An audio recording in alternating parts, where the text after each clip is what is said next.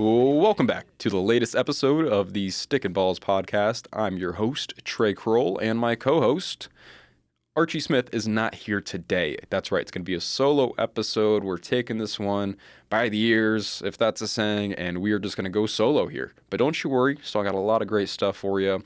If you read the title of this episode, we're going to be talking about NFL passing offenses, why things work the way they do these days, taking a bit of a deep dive to see kind of where quarterbacks tend to have the most success in terms of which parts of the field they're targeting.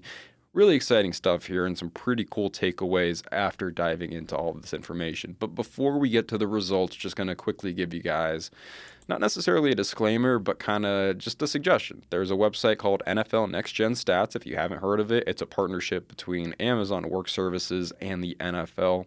Essentially what it does is it tracks a lot of really cool, like in-depth analytical type of stats. I highly recommend it if you're into this stuff.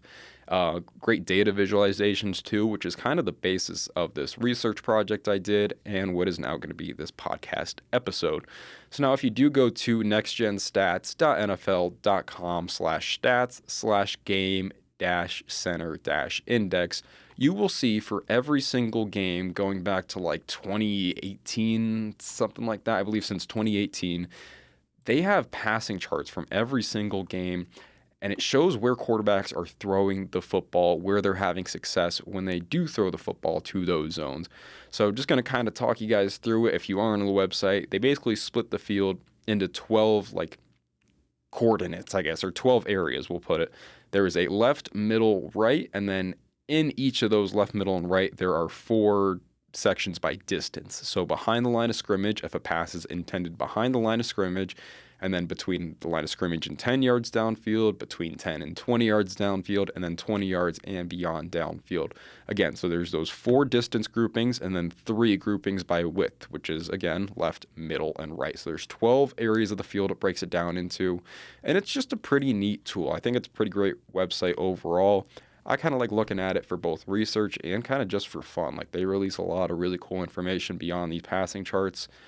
Miles per hour they track, rushing yards over expected, just really cool, like advanced analytical stats, the stuff we like to talk about on this podcast. It's a great reference for stuff like that.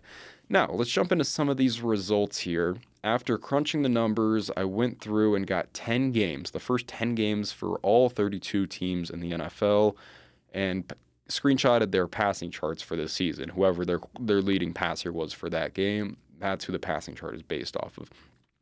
Now, the season is still ongoing, but my final project was due before the season would wrap up. So I decided, hey, 10-game sample size is significant, gives me enough time to work on this project.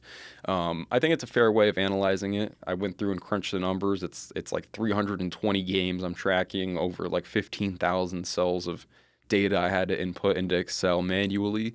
So a lot still went into this, even though it isn't the full season's worth of information. But still got some really cool takeaways, and the first of them is kind of just like a raw accounting stat type of thing. I know we're talking analytics here, but it's still breaking down the field into 12 sections and kind of taking a deeper dive, if you will. So as we take a look at this, when teams are throwing the ball between 0 and 10 yards downfield, I labeled this as the short part of the field. When teams are throwing it short between 0 and 10 yards down the field, that's where most of their yards are coming from in a game. You look at the per game averages. If you throw it left short, teams average just over 26 yards per game. And this is the NFL average. This is all teams combined, just kind of seeing general trends. So if you throw it to the left and it's a short pass, you average 26.7 yards per game.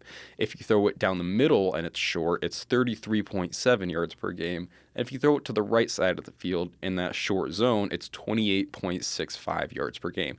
Now, no other zone on the field, none of the other 9 even come close to this, really.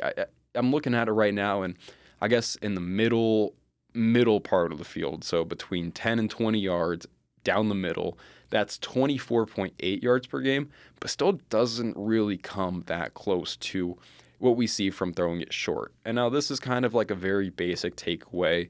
if you're a football fan, it's not going to take much to explain this, but if you throw the ball short, you have a higher chance of completing the pass. So teams, if we're just looking at these raw counting stats, of course they're going to throw it short more often than not. So we need to take a bit of a more analytical look here. This is cool just seeing like the breakdown of yardage, but we need to take a more critical look at this. So then I created another graph which kind of broke down yards per completion. I'm really worried about kind of measuring efficiency in this one rather than just raw counting stats. I mean, that's kind of what analytics is all about, right? Is kind of taking it a step further and really being critical and using some critical thinking here. You can't just value something just because that's how it is at face value. So what we're going to do here is look at it by yards per completion. Now, what's interesting about this is another kind of no-brainer. The further downfield you complete a pass, the more yards you're going to get on average. But in each of the 4 distance groupings, again, behind the line of scrimmage to 10 yards, 10 yards to 20, and then 20 and beyond. Of course, the further downfield you complete a pass, the more yards per completion you'll average. But if you throw it down the middle in any of those 4 zones rather than to the left or the right, you get more yards per completion. Now, again, this maybe isn't the most groundbreaking revolution, but it's still very good to know how the game works and kind of seeing why things are the way they are. Why is a team targeting the middle of the field so much? Why is the team who doesn't target the middle of the field struggling? Well, it's because that's where you get most of your yards after the catch. I mean, just think about it logically here a little bit. If you catch the football down the middle of the field, again, any of the 4 zones or distances, doesn't really matter. If you're in the middle of the field, you can go left, you can go right, you can keep going straight, you can do all types of movements. But if you catch the ball right next to the sideline, the defender can generally force you out of bounds pretty easily. And generally speaking, it's just harder to gain yards after the catch. You have less options for where you can go after you've hauled in the football. So breaking down some of these numbers here, just putting some numbers to it.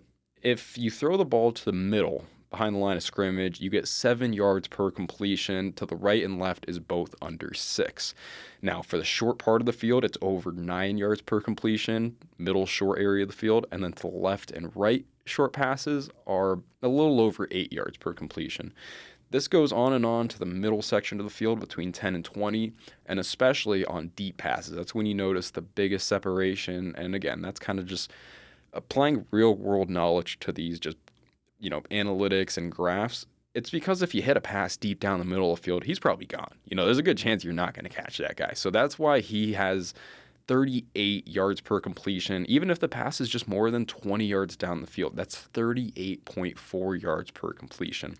Just kind of taking the context of all this and really applying some real world knowledge again to analytics, which at the end of the day, it's kind of just numbers on an Excel spreadsheet. You got to find a way to make these things make sense.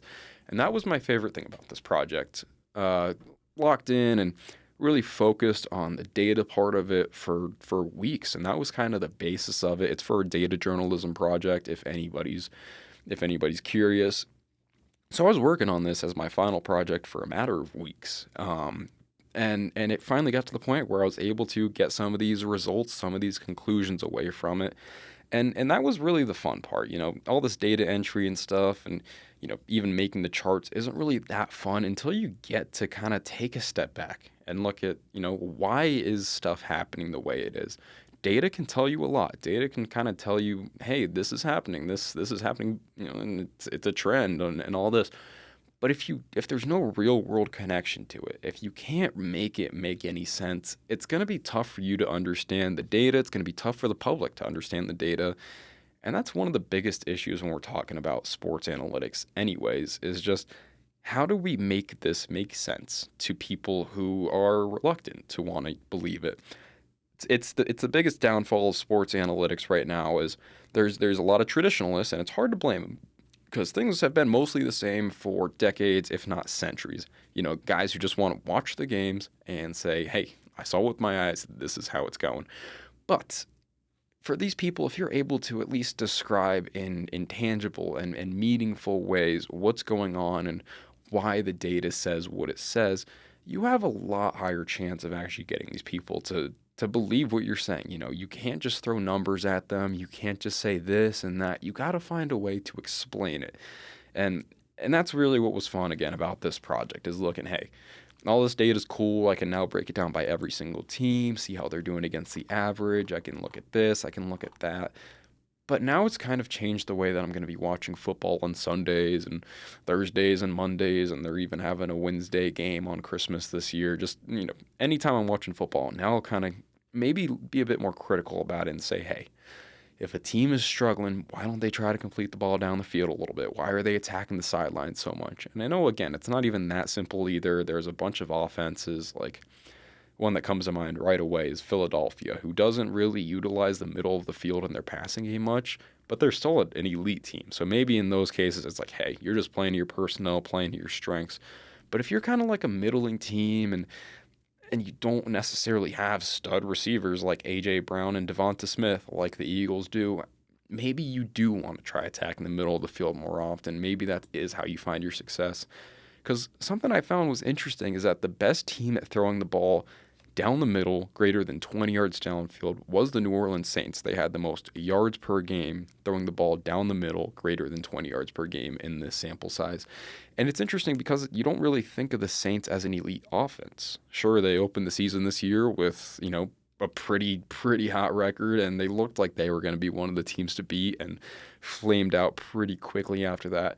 But still, even right after that kind of mini stretch at the start of the season, nobody considered the Saints offense elite, but I think that they understood, hey, we got to be dangerous. We got to attack down the field. We got to get the ball to our guys like Chris Olave, Rashid Shaheed, these speedsters who can burn defenders, get it to them deep down the middle of the field and let them run with it. I think it's a key part of kind of why they were at the point they were, and maybe if I was able to take a look at this more broken down by week, maybe that's why they started to fall off towards the back half of this 10-game sample size. But that's for a different day. For today, that's all we got for you. Just wanted to share some of this really cool information with you. Essentially what it's saying is, hey, throw the ball down the middle of the field. Sure, every team's going to complete passes short, and that's where the bulk of the yardage is going to come from. Defenses kind of are cool with that these days. That's another topic, but they're kind of cool with allowing these short passes. But if you are going to be able to attack the ball down the field, try to get it to the middle of the field. Try to hit some of these deep crossers. Try to hit it in the middle range of the field after some play action. Suck those linebackers up closer to the line of scrimmage. And that's really where you're going to be the most efficient. So thank you guys very much for listening. Again, this was a solo episode. I was your host, Trey Kroll, and hopefully Archie will be back at it in the next episode. I'm really not too sure about that. But either way, we'll see you guys then. Thanks for listening.